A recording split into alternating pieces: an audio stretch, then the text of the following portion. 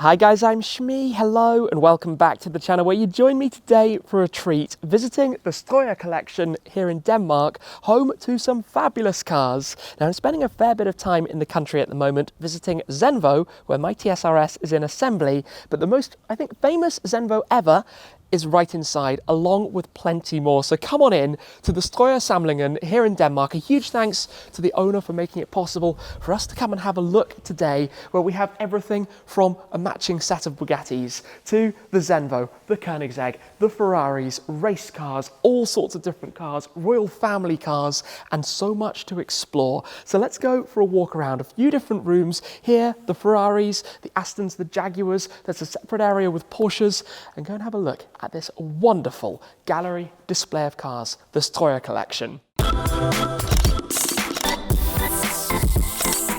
There are over 100 cars in the collection here, a series of different halls. There's quite a story behind this Zenvo ST1, but we're going to go for a walk around. Right up at the top there is an XJ220 CLM that's recently been added to the collection, but we have race cars, hypercars, you know, Zenvo, Koenigsegg, Bugatti Veyron, you name it, all of the Ferraris. We're going to have a look through all of those, come through to this hall just for a moment, surrounded by Formula One cars, 300 SLs, the Astons, the Alfa Romeos, the Jaguars over behind me. But not only just that, look around as well, the memorabilia, the themes, the displays, because this venue is used for businesses, it's available for hosting meetings and presentations and that kind of thing as well, plus being able to see all of this, which is just phenomenal. I mean, come through this way, have a look at the line of Ferraris behind me here. This is immense. What a breathtaking place. Now, we're going to go through all of the cars in a little bit more detail, but first I want to actually whiz over to the other hall to show you some of the Porsches and things, then we'll come back and go through everything here in more detail. There's also a workshop here, a Lagonda going through full restoration, a Lancia that's been on the Mille Miglia, even a Mercedes McLaren SLR over there on the workshop, and a Shelby Daytona Coupe, all being worked on, everything from the restorations and spot the Lagonda engine just over that way as well, through to the servicing and maintenance of some of the cars. But let's head over to the other side. This just continues, another very significant variety of cars, but wait until you see when we go through the door at the end what's going to come next. But in here we have everything from the likes of a Fiat 509 from 1924, again spot the 461 plate, and also actually on the wall behind it, check out that picture, Jack Barclay showroom for Bentley and Rolls-Royce in London, very familiar location. We then, coming past, have everything from a Ford V8 and a Buick, with variety being the spice of life, to a Volvo open race car. That's the kind of feeling of this. Now, the Daytona would be right here, which leads us on to the 90s GT40, finished in the livery like that of the famous 1966 car that won at the 24 Hours of Le Mans, the GT40s. Then we've got a few other cars of the same kind of ilk, the Ferrari P3, we've got the Maserati 450S, we've got the Maserati 3500 Sebring, we have a Jaguar SS100, we have the Invicta Type S.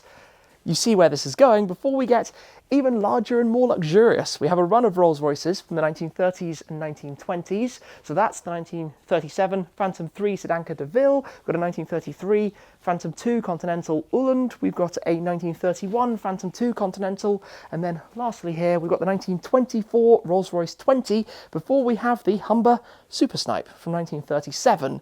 But I want to show you what we have through here. Wait for the lights to turn on. Come and have a look. It just continues with the Porsches. We've got an XK120 to get us started. We've got the Porsche Spider 550. I mean, this is mega cool, this room. Just with all of the artworks and everything as well. I mean, keep coming through. The 356 SC, we've got a 911S from 1970. We've got the 911 Carrera RS, the original 2.7. We've then got a 70s Carrera 3 litre. Not entirely sure what that is at the moment, presumably mid-work. 993 Turbo, 996 Turbo S. If you like Porsche 911s, this is pretty special, and it's about to get even more special. We've got the 997 GT3 RS, then we've got one of my favourite cars ever, the Porsche Carrera GT, absolute legend. one of my favorite cars I've ever been lucky enough to spend some time with.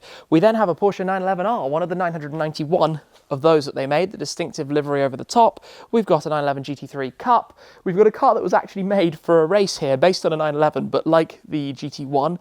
And then we go from that to a Willys Jeep. That's how varied all of this is. And we have a Camaro, what are we NASCAR here? Race car. Then we've got a 458 GT3. I mean, you rarely see collections like with this much differentiation in what they have in them. It's truly astonishing. We're going to head back over to the main side of the collection, but there's so much more around to see as well. All the pictures, the items on display. It's like being at a coach builder's back when all of these cars, I suppose, would have originally come together. But we need to go and cover the stories of the Bugattis, the Zenvo, the Koenigsegg, etc. So let's get back through. There's a lot to take in back over here. I love the things like this, the small scale Mercedes-Benz SLR next to an Alfa Romeo Montreal as well.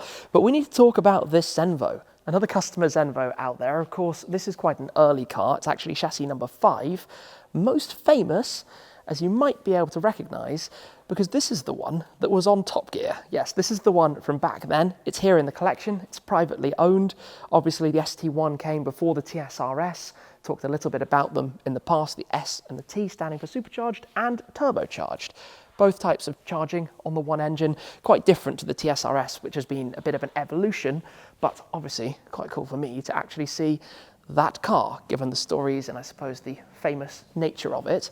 I rather like the display of Bugattis just here also, I have to say, from the Type 55, 46, the Bugatti Veyron, obviously I know a lot more of those, which is actually done in the design to match with the older cars, and then alongside the fairly famous shape of the Type 57 as well. So a line of 4 Bugattis just there. But if we come back over towards this side, this whole display is actually royal family cars. So this Fisker Karma actually previously belonged to the Crown Prince of Denmark. The Fisker Karma is quite an unusual car from Henrik Fisker. You've got solar panels on the roof and a fairly odd design, but obviously leading the charge a bit for what we have now. If we come past the next 2 cars, the Bentley Arnage and the Rolls-Royce Silver Spur 2, actually belonged previously to the current Queen of Denmark as well. We have some fairly significant high-profile cars just here. If we continue through, the Bentley, actually the 3 Bentleys, all wearing the 461, belonged to the previous king, which was Frederick IX, all 3 of those. This was actually completely restored by Bentley to match the original specification of it as well, and the Queen has been in it with the owner of this fabulous collection, which is quite fun also. If we come further through, the next 2, the Cadillac and the Rolls-Royce Silver Cloud 3, these actually belonged to the previous king to that, Christian X, and this was actually originally sold on from the royal family at a location only about 10 kilometres from here. Lovely that it now finds itself back inside this collection. If we come further through, past the Phantom 7, tucked down here, which you can't really spot from over there, is a BAC Mono. This was actually BAC Mono number 100 in the exposed green carbon with the gold accents over the top of it. I think I've actually seen this car before. In fact, I know I've seen this car before, which makes it even more special to see it now here in the collection. Behind that, also some bikes, plenty of bikes and things lurking around the Strøjer Collection. This Jaguar XJ220 only recently arrived. It actually raced at the 24 Hours of Le Mans. It's chassis number 3. It didn't quite finish the entirety of the race because it had a blowout and was sent into a spin on the Mulsanne Straight. And that could not have been fun in the slightest. Raced by TWR, amazing to see that.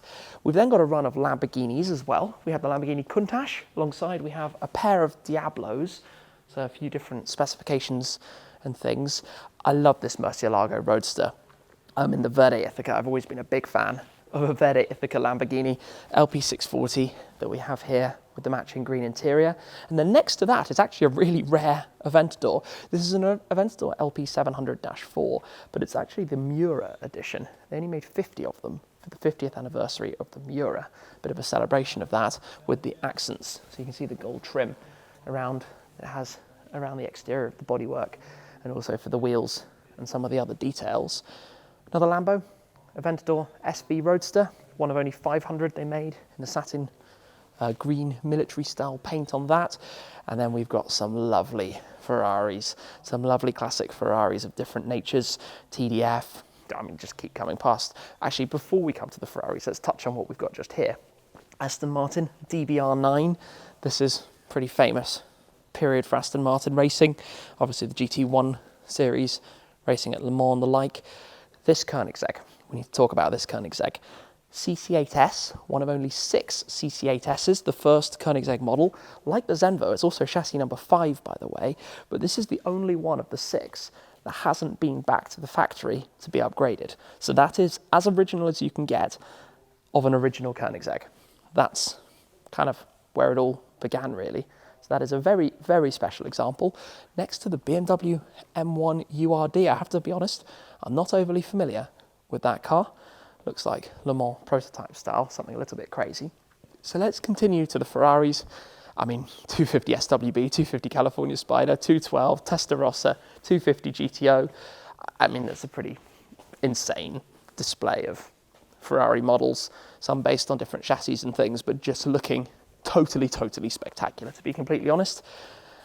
You could probably spend hours just looking at those. Through here, though, we've got Testarossa, we've got the 575 Super America, we've got an 812 Superfast, we've got a 599 GTO. This is dreamland. If you like your V12 Ferraris, this is like absolutely fabulous, beyond words, really. Seeing all of the different cars here, all in red, bar one, but we'll get down there. We've got the 512 BB, we've got the 365 GTC, 365 GTB Daytona. Daytonas, just think they have such a different look with that wedge shape. And in fact, seeing these two side by side, you can spot the visual differences between them. We've then got the 330 GT. We have the truly awesome Ferrari F40. Needs very little by way of an introduction, really, when it comes to F40s. Continuing through, we've got a Ferrari 488 Spider. We've got the 430 F430 Coupe. We've got a 360 Challenge Stradale. Bit of seen through glass when it comes to this one. We've got a 355 Spider. This is just like really, really awesome to see. 348 GTS, 328 GTS. We've got the 208 Turbo, and the yellow one, the odd one out, is the Ferrari Dino. Dino was often an odd one out, sitting in the Giallo down towards the end, but still looking absolutely lovely. And even the walls are just adorned with some really nice stuff around here and cool items and pictures and things up on display. And this is, I mean, this is just one area, right? Actually, I've just noticed the bust of Enzo Ferrari over there, which is quite fun as well, sitting behind them. That's what I love about a car collection, how everything kind of gathers together and you end up with all of these different items of memorabilia. In here, there is such a mix, from Formula One cars to old Bentleys, the Jags, the Astons, the Mercedes, the Alphas. I mean, just start here with this trio of the most famous Jaguars: E-Type, D-Type, C-Type. All of the different cars here have a story, a reason for why they are, how they look, what they've done or what they link to, and that's part of a collection. A collection always tells a different story, and this is such an amazing place to be lucky to be and to see, you know, these kind of cars. We've then got a trio of Bentleys. We've got the 4.5 litre, we've got the Speed 6, 6.5 litre, and then we've got a car that links to the Blue Train. Now, that was a famous story where the Bentley boys beat a train on the journey, hence the reason that car is sitting here. Over to this side, we've got a few MGs, MGA, MGTF, we've got the TB, we've got a Delahaye Sport Racer, and right behind them, some of the Astons. And well, I mean, this is a pretty varied line. We have a DB4 GT with a Zagato look. We've got the DB9 Volante, and then next to it, this is actually a car from the James Bond movie, Die Another Day, the Vanquish, with the missiles at the front. That's looking pretty mean. Up on the bonnet, you've then got the machine guns as well. Remember watching that movie, thinking it was very cool, and that's one of the cars actually from the movie, sitting alongside the V8 Vantage Volante as well, the Volante V8. Then we've got a DB5, so beautiful, of course, most famous, I think, from Goldfinger. We've then got the DB24 Mark III, we've got a DBR2, we've got a DB3S. I like that there's a mannequin race driver in there as well. Before we get to 3, I absolutely love the Mercedes, the Gullwings, the 300 SL Roadster, the Gullwing, and in fact, all of the cars are actually plugged into their CTEC smart chargers to keep them operational exactly as we do back at my garage. But having driven one of these, the Gullwings on the Mille Miglia, I've always had a very soft spot. I mean, before that I even had a soft spot, but with all of the Mercedes in my garage, And the Roadster is so beautiful. It was kind of the next generation when it came out in 1957. More power, updated suspension and brakes. And like this, red with the light interior, dreamy, absolutely dreamy. Of course, the 300 SLR is a link to the car that Sir Stirling Moss famously drove on the Mille Miglia when he set the record back in 1955. 10 hours or so, over 100 mile an hour average speed on the Mille Miglia. But then we get even more to more modern day racing. This is actually a Formula One car from Jos Verstappen, of course the father of Max. It's a 2000 Arrows F1, which, I mean, this is a proper era of motorsport. This car still is obliterated with stone chips, obviously from racing and Jos's time in the gravel traps back then. Two more F1s, kind of interesting to see this. 2011 Lotus, 2012 Caterham, but obviously the Renault powered era in the matching livery. We've got a 570S Spider next to a BMW Z8, next to another Mercedes. Yes, we're on the 300 SE just there. I mean, this is something to behold. This mix of cars, haven't actually touched on the Alphas yet. I think this is the favourite of the collection. The 8C Monza sat there. We've got the Maserati 8C alongside. We've got the Alfa Tipo 308. And then, not entirely sure, another Alfa, but seriously special cars, obviously different eras. And you don't often find collections that have cars from so many different periods in one display like this, all the way through to modern Lamborghinis and hypercars with old race cars and Astons and Mercedes and the Ferraris all in one place, plus all of the Porsches and everything over on the other side, and the Bugattis.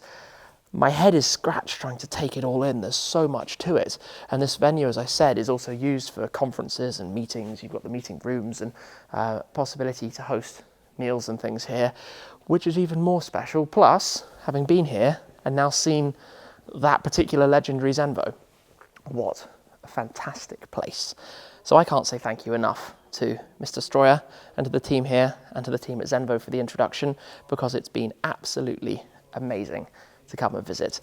The biggest surprise, I think, of my trip here to Denmark. But that's it for now. Thank you very much for watching. Thank you again to everybody involved, and I'll see you again very soon. Cheers.